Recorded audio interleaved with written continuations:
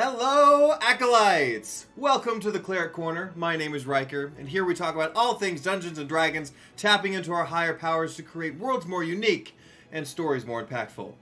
How's it going? Today, we're going to do something really fun, really something different, and a little preface on this little live stream to get together.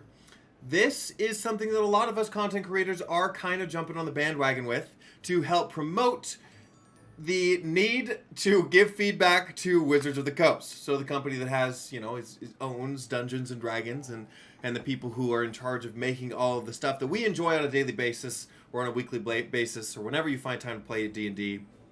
And we want it to be continued.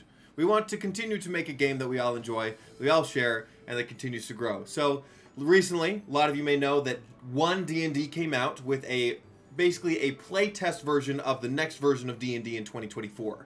That playtest was given basically to anyone with a D&D Beyond account. I actually think that people that don't have an account can still access it, but at least people with a D&D Beyond account can go on, access some different rules that we have been able to play for the last 2 weeks to tell us a little bit about what's going on.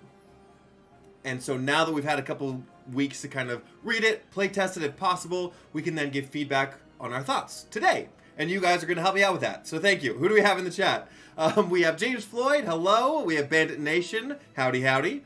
We have Christian Roberts. Hey. Pedro Longoria. Howdy. What's with the howdies? Everyone's being so southern today. I love it. Yamil Diaz. Hello. And Julian A. Rodriguez. Hi there. Welcome to the chat, everybody. Well, glad you guys are all here. Glad we have so many people. First of all, before we get started, I have to give a big shout out to my Patreon members. So you guys make everything possible here on the channel. You guys are doing everything to give me the opportunity and the equipment to the production that I have. So thank you. Cleric, we have Scott Burns, Acolytes, Kaleidoscope, and Weaver Atropos. I was talking to these guys earlier today. Disciples, Christian Roberts as well, Ryan Ramirez, Theodore Sraka, Christopher Byram, Malkadil, and Christopher Olson. Thank you so much for your support and your help. Again, if you guys want to support me on Patreon, if you want those extra perks and bonus content, you can find those in the link below, there are some big things always coming. This month specifically, we have a ton of spell jamming content where we kind of got a lot of flavor for your characters and things to build your worlds with, so pretty fun. Oop, not that one. So, anyways, we got a lot of business to tend to, so let's get started. It might take pretty short, depending on if we are going to kind of breeze through it, or it might take some time as we kind of go over back and forth between the survey and what they provided. So, but first of all, I'm going to show you guys how to get there, right? I'm going to show you guys how to get to the One D&D playtest and the One D&D survey, so you can actually follow along at home if you really want to. You can go onto D&D Beyond and you can find this survey and do it with us. But there are two ways that it looks like you can get there, and as soon as you get into D&D Beyond, there is this top area where it says, calling all One D&D playtesters, take our first survey to help shape the future of D&D. And then you can just click right on that and it'll bring you to the page, right? So this is the page that we were on. And here's the download the PDF of the playtesting material and then the survey that you take. If you don't see that right away, you can always just go to sources, and then under sources, it's the very first thing, the One D&D playtest materials. You can click on that. The character origins is the first content, the first playtest. There will be more that will be underneath it. However, we only have this one to go off of currently. So we click on that, brings us to the same page where we have the little video that explains what's in there and then the PDF that we're going to download. So here's that. Actually, we're going to change that to another page, go back to this one so we have it side by side, and then we can click on Take Survey. So of course, if you have questions during this process, make sure to put questions in all caps in the comments, or you can do a super chat, which will obviously get my attention. We'll get to your question right away, and we will be thorough. So with that, without further ado, let's get started. Take the survey. Okay. Dungeons and Dragons, thanks for taking time to complete this feedback survey on the 5th edition of Dungeons and Dragons tabletop role-playing game. This survey focuses on the character origin, background, feat, and spell options released in Urtakana on August 18th, 2022. If you have not read these options yet, you can find them here. It's a link to this page right here. Right? So if you have not seen this, I did another live stream about 3 weeks ago where we went step by step, basically page per page, where we explored all of these options, and I gave my feedback, just my initial responses. And unfortunately, I have not had time to playtest them officially in my games. As, of course, as similar to all of you, we have lots of things in our lives going on. So we can playtest when we can, but if anything, just giving our feedback where we can is still awesome. So you don't need to have play tested this in order to fill out this survey, right? But you can always let them know kind of like what you want, what's going on, and how you like things to be, right? Because here's the thing, okay? Just again, before we get started, the reason that we're doing this is because there are a lot of people who don't, right? And there are a lot of people who complain on the internet and then don't have any motivations or any actions to do anything about it. They just like to complain, and that's not who we want to be as content creators, as well as people who play this game in this community. We want to uphold and support the community, right? And not just complain about it. And I'm not saying that this is a lot of people or even you guys. I'm just saying that this is a thing that a lot of us creators have found, and we want to do better with it together. And so when it comes to Dungeons and Dragons, basically, if you want to complain and if you want to talk about it on the internet, make sure that you do your part in fulfilling the things that you want instead of just throwing comments to the wind, right? To give it to the people who actually are going to read it and are going to take it into consideration. So that's that. That's that. Let's get into it. Where was I? There we go. Okay. Tyler Williams, hello. Lucky Guy, welcome to the chat. Thank you guys so much for being here. Would you like to rate the material presented in Character Origins? Yes. What was the first edition of D&D that you played? Actually, 5e. I have not played... Oh, no, that's a lie.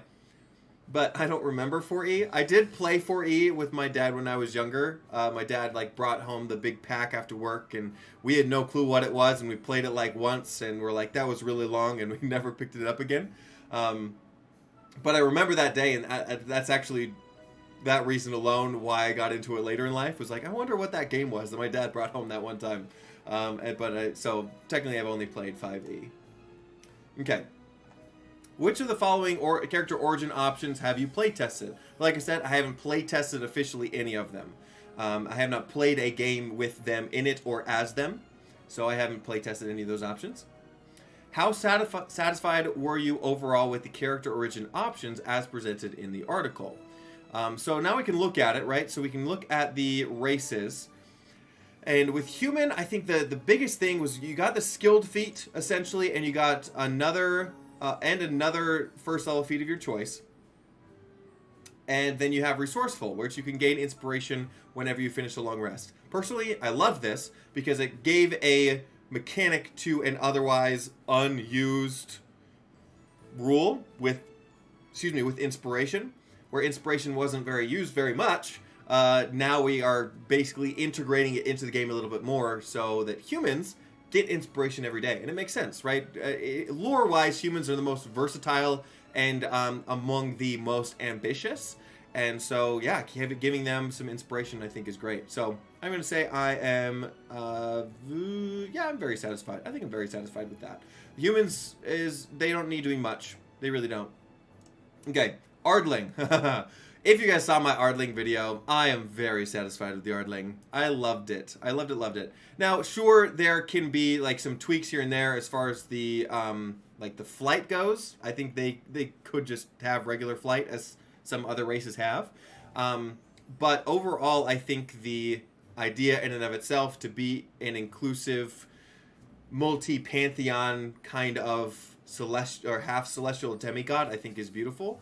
If you haven't seen that video, check it out. I go over how the Ardlings, it's a short one, but I basically just go over how the Ardlings is a lot like Anubis or Ganesh or those animalistic gods of other cultures, and not just the Christian ones that we're more familiar with angels and demons and things like that.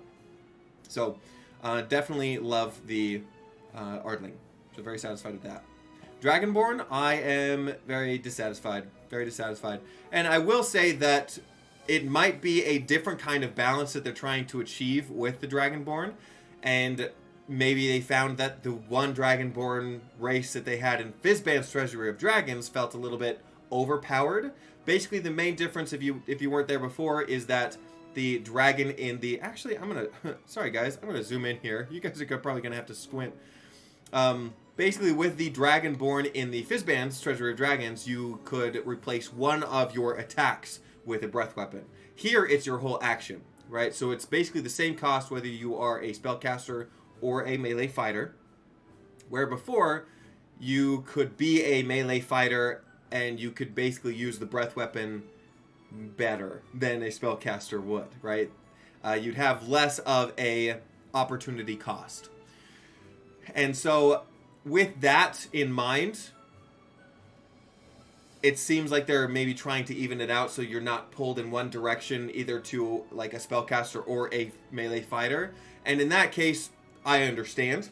Although they did have, it was still a lot better in the sense that they didn't take up the full action, as well as it gave you a damage immunity instead of just some damage resistance. But overall, I think I'm just going to say probably dissatisfied. Not very dissatisfied because I get it, but I'm dissatisfied. We could probably do something else with that. The Dwarf. Love what they're doing here because they are implementing a tremor sense, which hasn't been done in a race before, and I think is an excellent thing to kind of experiment with and expand. I love when they are expanding their rule set, I guess is the best way to put it. I think a lot of the times that Wizards of the Coast almost kind of gets into a groove and they have a real tough time getting out of that groove. One instance being proficiency bonus per long rest. For the longest time, they would not use proficiency bonus, right? A lot of people would use it in like homebrew and stuff like that, but it was either once per long rest or like as many times as you had like wisdom modifier, like one of your modifiers. And it wasn't until relatively recently that they decided, okay, we'll start using proficiency bonus and things, and now it's used for everything, right? And so some things like that were like, hey, let's think outside of the box. Not everything has to be like cookie cutter. And let's try some new things. And I love that they did here that they gave the dwarf tremor sense, and I think it's as a bonus action, and it's a range of 60 feet for 10 minutes, and it must be on a stone surface. So not on the ground or on sand, but I mean that's up to your DM to say that's stone or not. So there is a limit to this ability, but overall, I think that it's beautiful. And that's the thing is like I think why they didn't do things like this before is they didn't know how to maybe balance it to a race, where in this case it's a lot less than regular tremor sense, but it works nonetheless. So I am very satisfied with Dwarf. Oh, let's see what's next. The Elf. The Elf. Elves are good. Elves are okay. I don't care too much about elves, so I don't really have an opinion about them. It feels elven to me. You have the Fey ancestry, you have advantage on saving throws, make to avoid or end charm condition, you have keen sense, and you have a trance, and then you have elven spells, right? Depending on if you're a drow, high elf, or wood elf. So, pretty good to me. I don't have any comments really on the elf, so I'll say I'm satisfied with those. Gnome traits. Actually, would I say very satisfied if I don't have any feedback? That's probably very satisfied, right? Is that how we're doing it? That's how I'm doing it. Gnome traits. Here we have the gnome. We have dark vision, gnomish cutting at advantage on intelligence, wisdom, and charisma saving throws. I'm not a big fan of that, but Gnomish lineage. We have different lineages for the forest gnome, rock gnome, and oh yeah, just those two. I wish we could do different with the rock gnome. I'm going to read this one out. So you know the mending and prestidigitation cantrips. In addition, you can spend 10 minutes casting prestidigitation to create a tiny clockwork device, such as a toy, fire starter, or a music box. Casting the spell in this way consumes 10 gold pieces worth of raw materials, which you provide during the casting. When you create the device, you determine its function by choosing one effect from prestidigitation. The device produces that effect whenever you or another creature takes a bonus action to touch the device and activate it. If the chosen effect has options within it, you choose one of the options for the device when you create it. For example, if you choose the spell's Ignite Extinguish effect, you determine whether the device ignites or extinguishes the fire. The device couldn't do both. You can have 3 such devices in existence at a time, and each one dismantles itself 8 hours after its creation. And you can also touch one of your devices and dismantle it as an action. After the device is dismantled, the 10 gold pieces of materials used to create it can be reclaimed, which is nice. You get your gold back. So, overall, I think it's a great flavor. Honestly, it is a fantastic ability. My issue is when we're trying to separate, and I talked about this in my other video, is we're trying to separate culture and race, where race doesn't necessarily mean culture. And to me, creating a thing of artifice is a lot more cultural than it is racial. It's not, I mean, you weren't born with this ability, and maybe you were magically, but you weren't born with this ability. You probably learned it while growing up, and that's cultural, right? So I don't like it for that reason, but it is a fantastic ability, right? It's cool to be able to do that with the prestidigitation spell. So with the gnome, I am dissatisfied, but I'm not very dissatisfied, right? I think that we could just tweak it a little bit, and I mean, I don't know how I would. Maybe removing the tiny clockwork device and just being able to do prestidigitation at range, maybe. I don't know. Or at a longer range. Do something like that, or make it more permanent. Maybe just having that magical affiliation. Or just being able to put it into objects. Not just a tiny clockwork device, but just an object. Right? If you have a stone that you can pick up and put a prestidigitation in that, right? So now you're not building something, you're actually just imbuing it into whatever's around. And to me, that's a lot more innate. At least to me, that's how that feels like that. So, yeah, email, yeah, education is usually needed for creation. Yeah, absolutely. VidGameWay's got to say, culture versus race is a great take. Would love to hear more in a video. Actually, maybe I should, actually. That would be a good video. Thanks for the, I wonder if anyone else has done that. I might have to look it up, but I don't think anyone has. But that's my issue here. You could have absolutely no problem with it, and that's completely fine. As far as orc goes, let's go to the orc.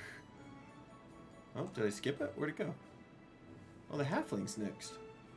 Oh, yes it is. Halfling's it. I missed it. Okay, we got brave. You have advantage on saving throws. You make to avoid or end frightened condition on yourself. Halfling nimbleness, you can move through the space of any creature of it as that is of a size larger than yours, but you can't stop there. Luck, when you roll a 1 on the d20 of a d20 test. D20 test is like saving throw, ability check, or attack roll. You can re-roll the die, and you must use the new roll. Naturally stealthy, you have proficiency in the stealth skill. Ooh, excuse me. And that's it. Overall, it feels like a halfling to me. I probably have no feedback on that part. Feels like a halfling. Orcs. You have Adrenaline Rush. You can take the dash action as a bonus action. When you do so, you gain a temporary hit points equal to your proficiency bonus. Hey, there's the proficiency bonus again. Love it. Love to see it. You can use this trait a number of times equal to your proficiency bonus and regain all expended use when you finish a long rest. You have Dark Vision, and you have Powerful Build that you count as a size larger when carrying things. Then you have Relentless Endurance. When you reduce to 0 hit points or not killed outright, you get to 1 hit point instead. So to me, everything is here that I'd want to be here, and I have no feedback with the Orc. Glad to see it. The Tiefling. I'm a little greedy when it comes to the Tiefling. I think it's Mordecai and Somaphos that goes over like 12 different... It's one for each layer of hell. You have one Tiefling per layer of hell that has different spellcastings for it. But they did... Oh, what's the word? They discontinued that book. So unless you have had it before or you have it on D&D Beyond, you have no longer access to that book with all of those Tiefling options. But I like how they kind of gave you the options back in this book. So I like that, right? But this time, instead of for each layer of hell, you have one for the, just like the Ardling, the chaotic, neutral, and lawful version of the lower planes. And so I do love the options there. You still have Fiendish Legacy where you get, you still get otherworldly presence that you have the Thaumaturgy cantrip. And then whatever spells you pick up with the race that, or the background race that you choose. So overall, actually, here let's do. I want to look at what the Tiefling is now, because actually I forget what's in our Tiefling now. I think it's basically the same, right? Tiefling traits: Dark Vision, Hellish Resistance, Resistance to Fire Damage, and then we get the Thaumaturgy, Hellish Rebuke, and Darkness. Did we not get Resistance to Fire Damage? Oh, I forgot about this. I like this. I like this a lot. Resistance to poison damage, resistance to necrotic, and then the resistance to fire damage. I like that they split those up and gave you more options. I like that. So overall, I'm actually very satisfied with the Tiefling as well. Cool. Next page. How satisfied are you with the elements of the human character option as presented in the article? Oh, so now it's giving us the each individual thing. So I think I need to be a little bit quicker. Resourceful, I loved it. Skillful, love it. Versatile, love it. It going back up if you guys need a refresher. That's code for me needing a refresher. Where'd you go? Where'd you go? Yeah, love, resourceful, skillful, and versatile. So you get, yeah, it all is great. It's all great. How satisfied with you? The Ardling character. Again, Angelic Flight could be a little bit better, but satisfied with the other ones, and then the damage resistances as well. Did they split up the damage resistances as well? No, it's just the celestial or where is it? Which one are they resistant to? Yeah, radiant damage. I don't know which one they would like switch it to. Like maybe resistance to psychic or force, or maybe even cold. If they split it up with like the Tiefling does. So maybe that's an option, but overall, I don't think it's completely necessary. How satisfied are you with the elements of Dragonborn character option? Actually, I want to comment on this because I love this. Gives excellent inclusion to religions of other faiths where their gods are depicted more animalistic. Please keep this. Cool. Dragonborn breath weapon. I gotta do it. Damage resistance. Very dissatisfied. It needs to be breath weapon. Needs a little more juice.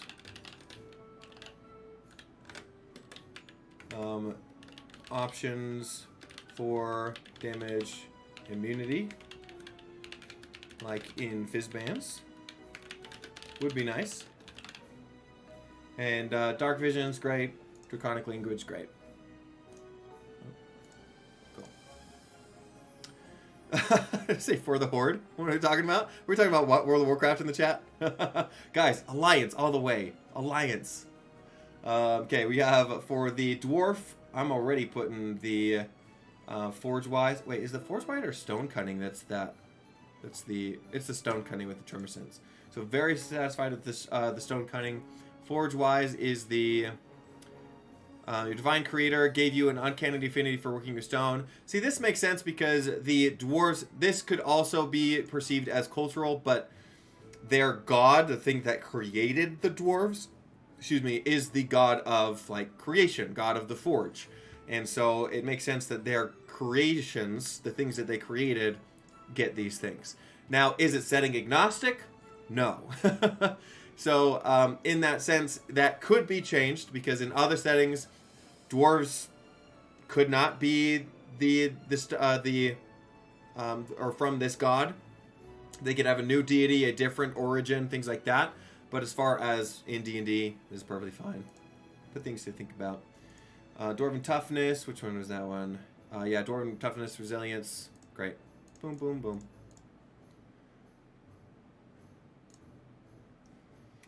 Elf character, good enough. Good enough. Gnome character, Rock Gnome, very dissatisfied with the Rock Gnome lineage, but everything else is great. Actually, let me do that. Let me say, rock, gnome features seem too cultural. Perhaps they can imbue any item instead of tinkering a mechanical toy. There you go. How satisfied are you with the Halfling character options presented in the article? Love the Halfling. Sounds great to me. How satisfied are you with the Orc character option? Love the Orc as well. You guys, I had no problem with that. Did you guys have any problems with that? I see. Let's see. I think they can probably make half races a bit more complex and versatile. Yeah. Here's the thing on that, Emil. Because I agree. I think half races. There's a lot of ground to be covered there. It would be really nice to have the option to be able to take features from like two classes that you're from and kind of mix them and mash them together. However, when it comes to content in a book, you're asking for basically an extra race. Yeah, you're basically asking for another race to be built out in the books. So you're here. I'm being confusing. So you would get the orc and you would get the elf, right? But then you would get what the orc half elf looks like, and then you would get the Ardling, and then you would get what the half Ardling, half orc looks like, and you get the Tiefling and the half orc, the half Tiefling, what that kind of half race looks like, and that would take up a lot of pages. That'd be one option to do things. Another one is like, hey, have one, and this could be what my maybe option would be if they did decide to do half races. Is have one feature. Have a single feature in every race that is switchable. So, like for the dwarf, right? You have the last one is the stone cunning is the switchable one. And whenever you decide to be a half race, you switch this one feature with the one feature of the other one. So instead of stone cunning, you're a half dwarf, half elf, you get trance, right? So last one, you get trance.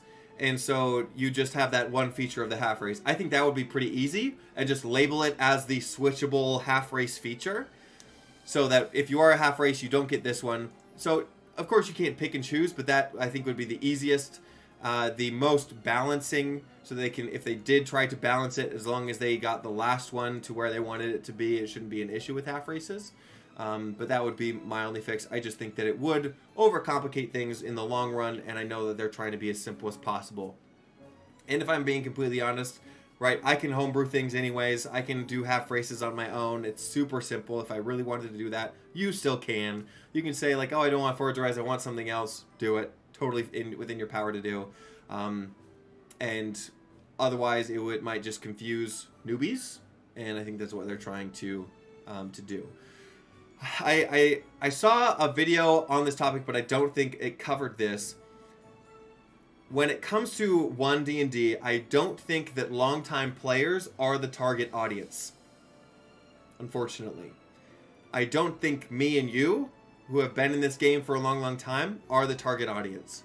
I think the target audience for 1D&D, or sorry, not 1D&D, the target audience for the new version of D&D is for new DMs and new players, right? Because that's who they're gonna.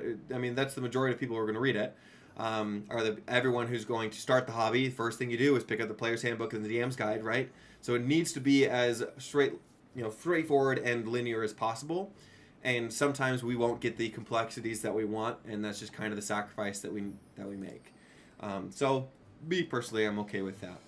So, Tiefling, very satisfied with all of them. I loved it. It's great race. How satisfied with the overall character background section presented in the overall? I'm satisfied.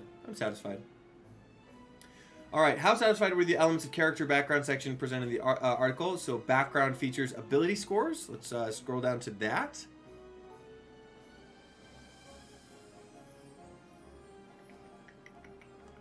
Here we go.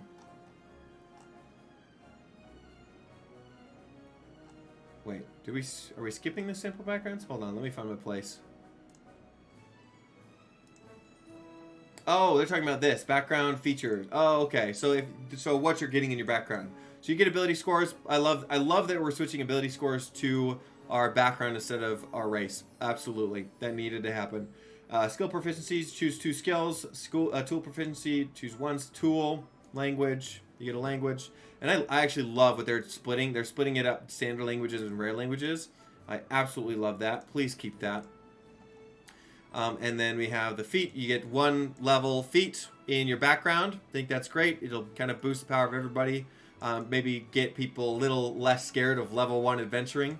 I love level 1 adventuring. A lot of my players want to start at level 3, and I'm like, why? There's some good progress in there. I think it's because, you know, a lot of classes don't get their subclass until level 3. But hey, Wizards of the Coast, if you're watching, maybe put all the classes in to start off their subclass at level 1. If you're going in there and changing things, might as well just start at level 1 so they get it right away. I don't think that I don't know if they're going to do that because, again, it needs to be backward compatible with the other kind of stuff that they're, I mean, obviously 5e with all of our subclasses that start at 3rd level. So I don't think it's going to happen, but hey, then you have equipment, which is 50 gold pieces to pay wherever you want.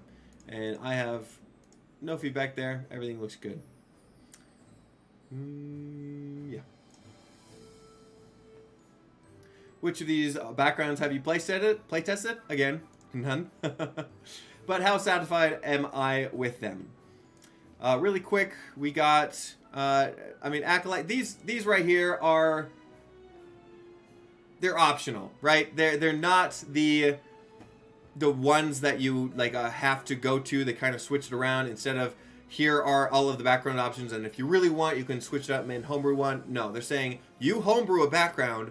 But if you really don't want to do that, here are some options that you can grab, right? And so you have Acolyte, which you have the ability score, skill proficiencies, tool proficiencies, languages, and then the feat, right? Overall, I don't see any reason why any of these have to be changed or need to be changed. They are options. They have everything that you need. We're satisfied with the overall structure of the background, and these are just options within them. So I'm just going to not... I'm not going to take some time to go over each one. I'm just going to say I'm satisfied because I've read them before and I saw no issues. Okay. Do you use feats when playing 5th edition D&D? Please. Please. Always. Always. Which of these feats have you play tested? Not the ones in the sheet. How satisfied are you with the elements of feats in this section? If we're going to feats... we have alert. When you this is different with the alert because before it gave you like a +5 to your passive investigation or passive perception. Looks like they're getting rid of that. Thank God. Passive perception is fantastic when you have it really high, but man, is it hard to kind of slip things by your players when they have that. So you have initiative proficiency, where you have proficiency bonus to your initiative roll and your initiative swap with other people. I think that's super cool, super dynamic. Being able to involve other people in the feat, awesome. Crafter, you get discounts and faster crafting. I hope that they implement a better crafting system, or at least just kind of tweak it, make it a little bit better. We have healer. Correct says Acolyte bias. Yeah, I'm a little biased with Acolyte. Absolutely. How many? I need 2 hands to count how many Acolyte backgrounds I've had. Healer, battle medic, healing rerolls. They basically tried in this one to make it a little bit more versatile, be able to be used both by spellcasters who already healed and those who cannot or don't originally heal. So that's great. Alert gives bonus to initiative. Observant is the one that bonuses to passive perception. Oh, did I get that wrong? I might have gotten that one wrong. So what does alert say? If the observant was the one that gave you the +5 to passive perception, okay, this just gives you a bonus to initiative, a straight +5. So this one, it grows with you, which is nice, and they can't be surprised. It was the surprise that was different. That was what it was. It was the surprise. Thank you for correcting me. The other creatures don't gain advantages on attack rolls against you as a result of being unseen by you. So, with that, I still love it because it's changing what Surprised is too later on, and I love what they changed with surprised. Lucky's basically the same one. I honestly think lucky is a little, it's still a little strong. Because at higher levels, you can basically re-roll any roll like 6 times per day. And because it's a number of luck points equal to your proficiency bonus. And I think it should be half. I think it should be half. So lucky I am dissatisfied with. But everything else I think is pretty on par. Love musician because it's implementing more of the inspiration as a group as on the player side. Magic initiate's kind of the same as before. Tavern brawler. Furniture is weapons. Change that. They're going to use things other than furniture. I don't like that. Make it just objects. I know that there's some finagling when it comes into that, but I think that we don't need to put just furniture in there. But other than that, I think, and then tough. Yeah, that's basically the same. I think other than that, everything's good. Oh, there we go. Boom. Hey, Fry Minis with the super chat. Is it true that doing the survey gives a +2 to charisma? I heard that you get a lot of boons. Actually, each one that you do is basically the equivalent of the lucky feat, and you should always do that because it's still broken. Thank you for the super chat, Fry Minis. Good to see you. Yeah, Christian says, I don't allow it at my table normally. It's just too strong. Actually, Fry Minis, did you do a live stream as well? Did you do this? I didn't see you do a survey. If you do, hey, everybody. There's another one that you can go to, get another opinion. Okay, get back on track. How satisfied are you with the elements of the rules glossary section? Let's look at the rules glossary section. Oh, are we there? We're there. Great. So we have the arcane spells. So a change to spells. Then we have artisan's tools. So a change to a category of tool which a character can gain tool proficiency. Wait, did I read that correctly? Artisan's tools are a category of tool in which character can gain tool proficiencies. Wait, not tool proficiency, tool proficiency. So can someone get a tool proficiency in all artisan's tools? Is that what that reads? That can't be right. I don't think they're doing that. I think I'm reading it wrong. I don't think that's correct. So we have the creature types. Nothing changes there. I do think that they should change the Cure Wound spell. They should change it. They should change the Cure Wound spell. Like I've kind of said before, when it comes to them creating other types of humanoid creatures, or sorry, not humanoid, but any race other than humanoid. So right, with the construct being like the autognomes or the ooze with the plasmoid, they technically can't be healed with the Cure Wound spell or other spells. No. I think ooze can, but constructs can't. And so instead of adding the fix in all of these races to allow them to be affected by certain spells, maybe just change the spells, right? Maybe just change the spells. But I don't think this is what that's focusing on, so maybe I'll add that in. D20 test is just a term to kind of couple together all 3 of the normal rolls. That's fine. Critical hits. Does it say here where it doesn't affect monsters? 4 player characters. Okay. You take this one. Unarmed strike, slowed, long rest, inspiration, incapacitated, grappled, D20 test. Oh, is it not giving us on feedback on the critical hits yet? Maybe we'll go back to that. Okay. As far as the D20 test, great, very satisfied. Grappled as a condition. Speed is 0. Attacks are, you have disadvantage on attack rolls against any target other than the grapple. Love it. Movable. Grappler can drag, carry you, but the grappler suffers a slow condition while moving unless you are a tiny or two more sizes smaller than the grappler. Escape. While grappled, you can make a dexterity or strength saving throw against the grapple's escape DC at the end of each of your turns. Any condition of yourself on success. And then basically with the other condition, if you are... Wait, where's the slowed? Yeah, there's a slowed condition, but where's the... There it is. Limited movement. You must spend 1 extra foot of movement for every 1 foot you move using your speed. Attack rolls against you have advantage, and you have disadvantage on dexterity saving throws. So I love that they're putting in more...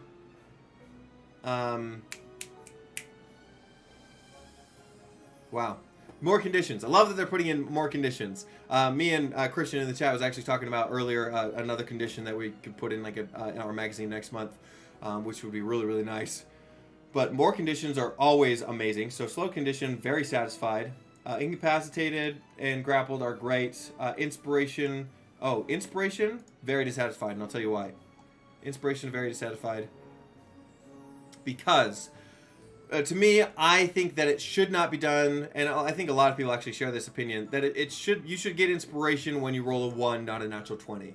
Right? To pick yourself up off of your feet instead of, adding another nail to the coffin, or adding salt to the wound, right? I think that it should be fun, right? We're trying to be fun. So natural 20 already gets the reward when it comes to critting or succeeding on a thing, right? But in order for ones to be a little bit more fun and not be totally terrible when you roll them, which they are, you give them an inspiration to use later. And I think that's a lot better, right? It's the comeback, it's the heroic journey, it's the narrative, it's good, right? So make that a 1. Things that people are saying that might not work is the lucky feat, right? Where you re-roll 1s. And so does that mean that you'll roll a 1 and then you get to re-roll and then you don't get the inspiration? No, you rolled a 1. You get an inspiration. But your lucky feat... well, no, I don't think... Wait, it's the lucky feat and the gnome, I think. Or the halfling? One of them. Problem about zooming in is I have to scroll a lot more. Yeah, halfling. When you roll a 1 on the d20 of a d20 test, you can re-roll the die and you must use a new roll. Get inspiration. You rolled a 1. That's it. You rolled a 1, you get inspiration, and you can re-roll. It's an excellent thing that the halflings have, and I think that it's not overpowered to let them still have that. So I'm gonna write that in. So with inspiration, make the players obtain it on a 1 instead of a 20. Halflings can have a sentence that gives them the option on a 1 and still be able to reroll. Gives them inspiration. And that's misspelled. Perfect. And then after that, long rest, that's fine. Same as always. Unarmed strike, great. Arcane spells and divine spell and primal list, love those. Love those. I talked about how much I loved the spell lists before. With the spell list, I love that they're condensing them. That means that you can get a lot more spells in your spell list from a specific class, which is awesome. Even spells that you might not have gotten before. In my opinion, I think we should just have one kind of pot, but I think I'm a minority in that opinion. And then what else did I say about it? I also said that there might be subclasses, they said that there might be subclasses that can dive into the other ones, and I hope they do. I hope that there is more of that, kind of switching and being able to take from different classes to flavor your character how you want to, and just have like 1 or 2 spells from another list that you want to take to complete an idea, and I think it's great. Christian Roberts, just as with crits not being as effective in DMs and spellcasters not critting, higher level healing spells won't be as useful of if a cleric is on top of things in an encounter. Yeah. I very much dislike that, and I don't see another place for. I assume that with it being in the arcane and divine and primal spells, I think we're on the last leg. So I'm gonna add the comment here about the critting. So let crits be done by monsters on the DM's side. I think it's silly that we're getting rid of those. And let crits be done by spellcasters. Here's why they're doing it. In from what I know and from what I've seen, is they're taking crits away from spellcasters and giving it to melee fighters to give them a leg up in the competition, make them a little bit more even when it comes to power level. I think that's lazy. I think it's an easy fix. Don't get me wrong. It's an easy fix. It's an easy way to like boost them a little bit up. I think there are tons more ways that we can do better. I think that if we just do that and that's it, I think that we're missing the mark, and I think we can do better. So let crits be done by the DM side. They're fun. They're awesome. Let crits be done by spellcasters. They're awesome, right? It's fun. And DMs want to have fun too. They are playing as well. And heck, if I don't enjoy rolling a natural 20 on my players, even though it could sometimes suck, I love to see them scared a little bit. I love the drama in the fight. You want that drama. And again, if you have a fire-breathing dragon, breathe on a rogue that saves on their save, and they take no damage, right? They say that those recharge abilities are a replacement for crits. That crit did nothing. That crit did nothing. So there are definitely ways that they can go around or get around those kind of abilities, which I feel like, you know, crits still need to be there. And if they're doing it for like a CR decision or a CR fix, that's not the fix. That's not the fix. Okay, we're gonna go on. Okay, so there it is. How satisfied are you with the D20 test as presented in the article? Rolling 1. It says an automatic success and automatic failure, but I don't see why that needs to be a rule. I think that should be an optional rule. So I'm satisfied with it. Make successes, auto successes, and failures a optional rule. Because sometimes how I kind of played in my games is that with attacks and saving throws, if you roll a natural 20, automatic success. Automatic success. When it comes to ability checks, however, some things are very high DC, and if you don't hit them or are not capable of hitting them, then just it doesn't happen, right? And then there's the argument of like, why are you even having them roll if they're impossible? And it's, well, players want to roll. Players want the chance. Me in a player position, and what I've seen with players at my table is that when they are trying to like convince a NPC, right? And they are doing all they can to like say this and say that and say this, and you know in the back of your mind that this NPC knows something that they don't, and so there's no way that they can be persuaded in this way. But the player can go off for like 10 minutes trying to persuade them, and then I think rolling is almost the finisher. You're like, okay, you've said your bit, you can go ahead and roll a persuasion check. If you don't say that, they're going to continue to try and say things on top and more until you tell them to roll. And so in a way, it's like, you know, roll, you did your bit, you said what you said, roll, and we can finish with the result. You can see what happens. Otherwise, there's not a lot of resolution. There's a lot of resolution when it comes to a die roll. And so I think that even though things are impossible, sometimes you do want to roll just for a table dynamic sake. And even if they fail, that they know that they rolled, right? And a lot of people say, look, what if they roll a natural 20? You know, then you're like, great, they roll a natural 20. they get something.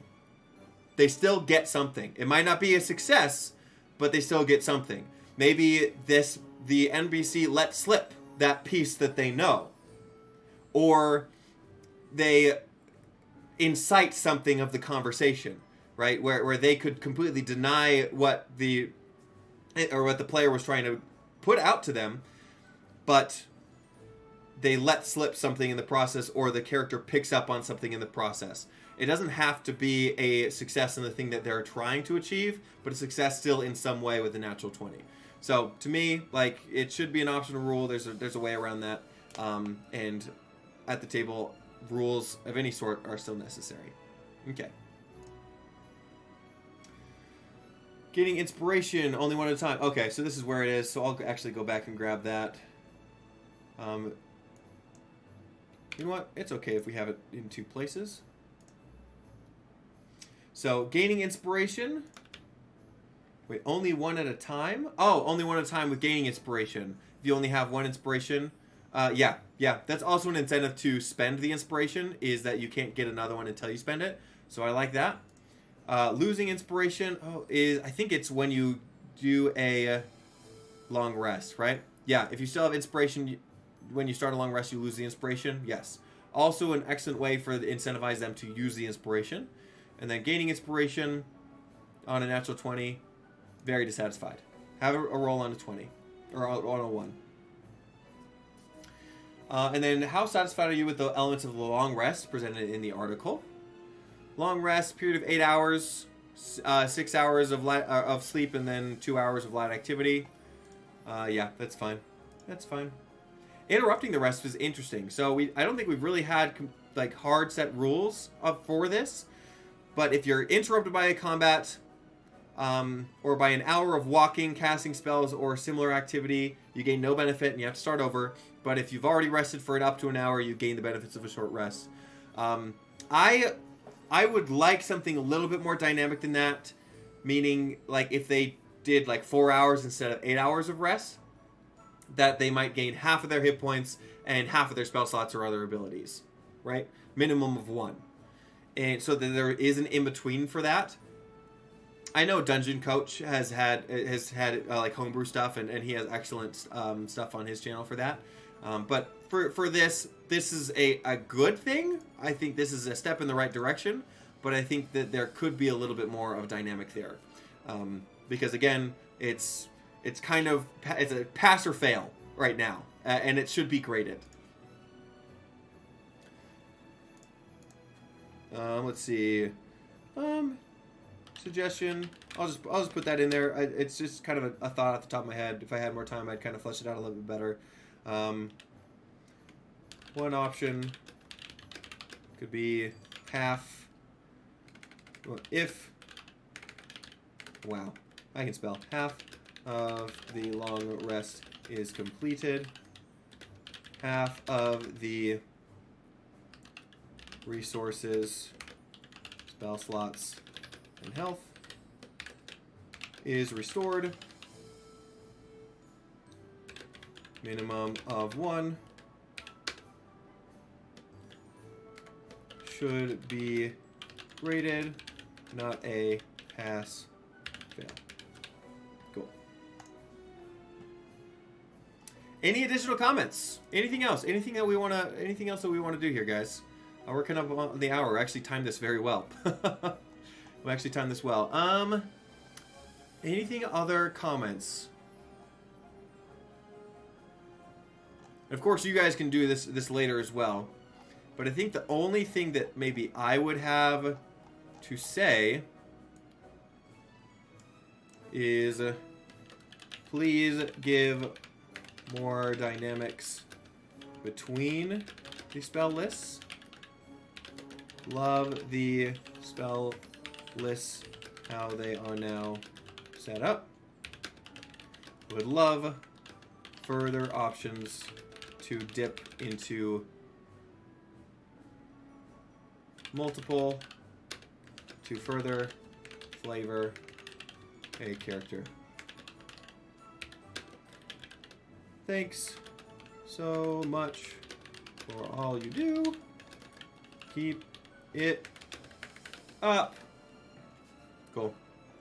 Josh Krill, dang, I missed the live stream. We'll watch it later. Yeah. It'll release right after this. So literally, once I done, you can refresh the page and it'll play back, or it should.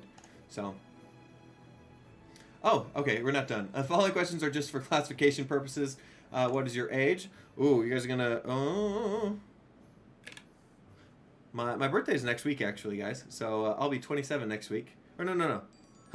Yeah, no. 2 weeks. Week and a half. I'll be 27. Oh, I'm getting old. Which of the following represents your racial or ethnic heritage? Guys, I am hella white. Where's white? Oh, there we go. Non-Hispanic, white, Euro-American. I am hella white. Following questions are for classification purposes. What of the best describes you as your gender? I am a man. And submit. Boom. There you go, guys. There it is. So, again, I encourage you all to go on your own and fill out your survey. And if there's anything that I missed that think should be said, or things that should be said better, please go in. Of course, you might have more time than I do. I try to keep it within an hour. But I think that we covered basically everything. Again, if you wanted to check out the other live stream where I went everything more into depth, that's on my channel. I have a playlist. It should be linked. Not now because it's live, but if you watch it later, it should be like up in one of these directions, and or you can just find it on my channel, searching around. But anyways, so thanks you guys so much for coming. It was fun to see all of you guys. I didn't see a lot of questions in the chat, so there wasn't a lot of back and forth. But hey, we'll get you next week. So in the meantime, go out there and spread the good word of D&D and make the world a better place, both on and off the tables. See you in the next one.